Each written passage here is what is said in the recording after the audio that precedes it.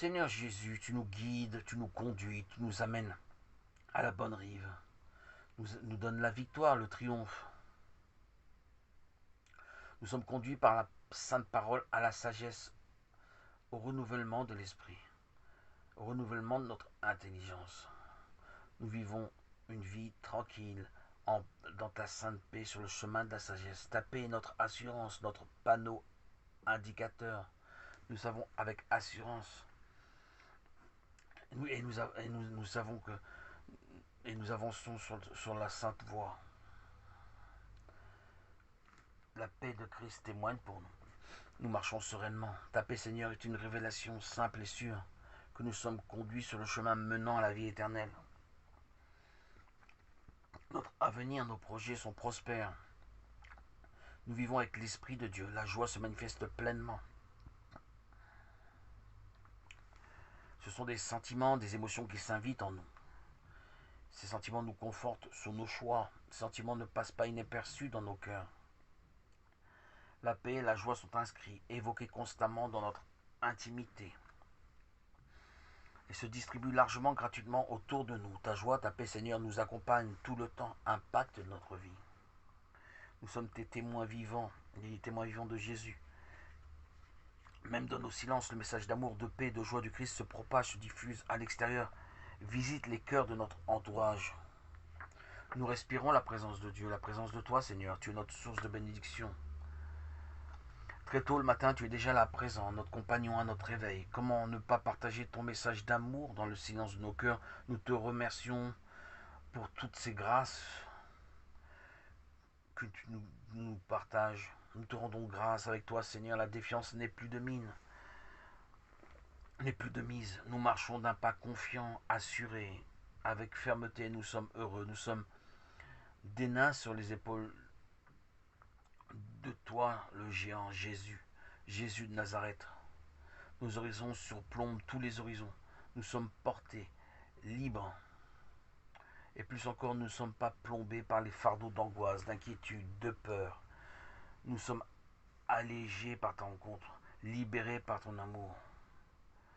Nous sommes portés sur tes épaules. Nous étions coincés dans les tribulations de ce monde, dans les mailles du diable. Nous réalisons dans ta présence que nous vivions que dans des mirages. Te connaître, Seigneur, c'est vivre une libération constante, permanente. C'est un retour en grâce qui a toujours été là, mais qui en fait était voilé par nos péchés, nos égarements, qui masquaient ton amour, ta bonté. La boucle est bouclée, nous déposons nos cœurs pervertis entre tes mains, Seigneur. Ta vérité, Seigneur, adoucit, purifie, nettoie, parfait ce qui est tordu au fond de nous. Nos entrevues réguliers à travers la parole nous libèrent de nos enfermements, de nos inquiétudes, de nos angoisses, de nos peurs. Concrètement en toi, Seigneur, nos cœurs pervertis, tordus, épuisés, se libèrent, se réjouissent, s'épanouissent, jubilent. Nos investissements dans l'écriture, la sainte parole, ont payé. Notre rapprochement nous purifie, telle la femme qui a perdu son sang. Elle s'est rapprochée de toi et fut guérie. En se rapprochant de toi, Seigneur Jésus, nous avons été guéris. Notre sang que désirait âprement le diable n'est plus déversé en sa faveur. Nous te donnons notre sang, notre temps, notre corps, notre âme. Nous te sommes dédiés, dévoués, Seigneur Jésus. Notre foi nous a sauvés, nous a guéris. Nous avons désiré nous rapprocher de toi, te toucher en nous nourrissant par la parole. Nous avons triomphé, victoire. Comment te toucher? Comment toucher ton habit, Seigneur? On peut toucher ton habit en lisant la Bible. Qui est ton habit? Tu nous as apporté par tes envoyés inspirés la parole écrite, imprimée à portée de main, que l'on touche tous les jours, tel ton habit. L'écriture sainte, l'écriture qu'est la Bible, la parole qu'est la Bible est ton habit, Jésus. Ton habit matérialisé. On le saisit à chaque moment de nos temps libres, dans le respect, la joie de te côtoyer, de te lire. Tu nous donnes de participer à ton œuvre. Le sang qu'engendre nos péchés s'est interrompu, telle la femme qui t'a touché. On te côtoie tous les jours en touchant ton habit qui est la Bible. Jésus, tu es notre vie, tu nous satisfais, tu es notre sanctification. Ton amour est grandissant, rapproché. Par notre lecture quotidienne, nous marchons dans le bon, dans la bonne direction, dans le beau. Nous sommes encouragés par les échanges, des exploits que tu nous donnes de voir dans la Bible. Des enseignements puissants de Saint Paul, de Saint Jean. Ton sermon sur la montagne, la conclusion positive que tu nous annonces, nous tes fidèles adorateurs, par l'Apocalypse. L'Apocalypse qui nous garantit que nos longues attentes n'ont pas été vaines. La finalité ne sera que positive, activée pour tes fidèles serviteurs que nous sommes. Nos études régulières, notre attachement n'ont pas été vains. Ce qui était derrière nous et que nous accumulons jour après jour par notre ferveur, notre fidélité et notre prière, nous devancerons et nous accompagnerons, nous préparerons la place auprès de toi, Seigneur. Notre travail n'a pas été vain. Même si nous bénéficions que de ta grâce et nos œuvres n'ont aucune importance. Tu nous as rendu le terrain fertile, vivant, propice à vivre ta présence. Dans les temps que tu nous as promis, Seigneur, notre état d'esprit, c'est de te servir pour entretenir l'amour qui nous nourrit. Nous ne tournons pas le dos à cet amour florissant que tu nous offres.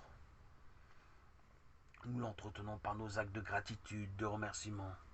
Nos cœurs de chair restent brûlants. Ils ne se transforment en rien en cœur de pierre rempli d'amertume, d'aigreur, de froideur, de jugement, de condamnation. Notre cœur brûle pour toi, Seigneur. Nourrir cet amour divin, c'est nous nourrir en touchant l'habit du Christ, la parole vivante, qui est la lecture sainte de la Bible régulièrement, quotidiennement. Ta Bible est notre vie. Nous avons cru, nous avons vu dans notre existence la présence de Christ en nous par son amour, sa paix, qui sont les valeurs ajoutées à tous chrétiens, dans une simplicité, je dirais toute simple. Être chrétien, c'est témoigner de l'offrande de Jésus, cloué sur la croix. Que je t'aime, Seigneur, cette souffrance que tu as subie sur la croix n'était que pour notre bien, notre joie, notre paix, notre libération, notre rachat. Tu t'es donné en rançon, toi l'agneau parfait, sans faute. Tu as pris nos péchés. La croix est devenue ton trône par lequel tu as triomphé de la mort. Tu es Jésus le Sauveur glorieux, tel que nous l'a promis l'Apocalypse. Jésus, tu as souffert pour nous libérer de la mort, du sang que ont engendré nos péchés. Aujourd'hui, Jésus est triomphant par nous qui sommes ses fidèles adorateurs. Nous sommes son image, son reflet. Voir un chrétien triste, pessimiste, c'est être un chrétien pauvre. Ce genre de chrétien ne manifeste pas la bonne nouvelle. Il témoigne en rien de la joie de Christ. Il éloigne les gens au lieu de les rapprocher. Faites attention à ce que vous dégagez et au message que vous voulez insuffler. Exhortez vos frères à suivre Jésus dans la joie. Ne pas les apeurer par déclarations faites dans les jugements derniers. La meilleure manière et la plus efficace est l'amour de Dieu. Dieu nous aime.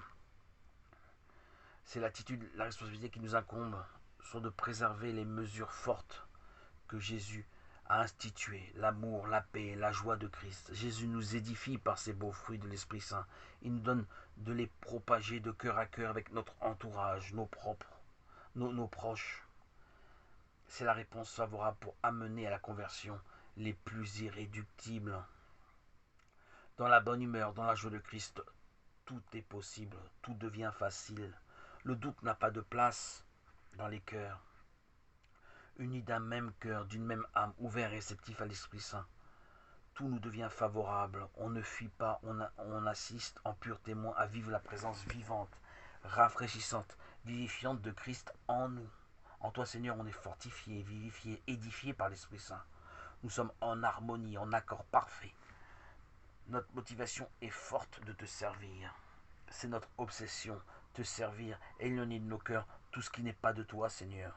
Tu es notre espace. Nous ne voulons pas qu'il soit encombré par ce qui t'est étranger.